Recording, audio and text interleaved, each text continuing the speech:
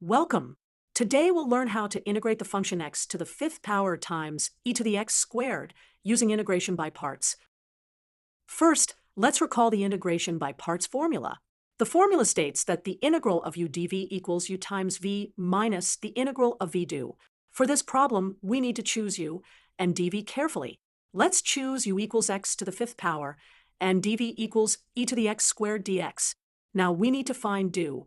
The derivative of x to the fifth power is 5x to the fourth power dx. Finding v is trickier. We need to integrate e to the x squared dx. This gives us 1/2 times e to the x squared. Now let's substitute these values into our integration by parts formula. We get x to the fifth power times 1/2 e to the x squared minus the integral of 1/2 e to the x squared times 5x to the fourth power dx. Let's simplify the second term. We can combine the fractions to get minus 5/2 times the integral of x to the fourth power times e to the x squared dx.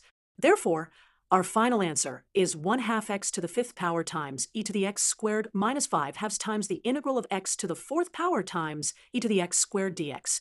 Note that this integral is similar to our original one, just with a lower power of x.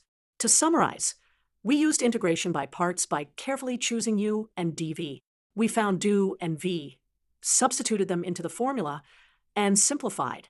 The resulting integral is similar to our original one, but with a lower power of x. We could continue this process if needed.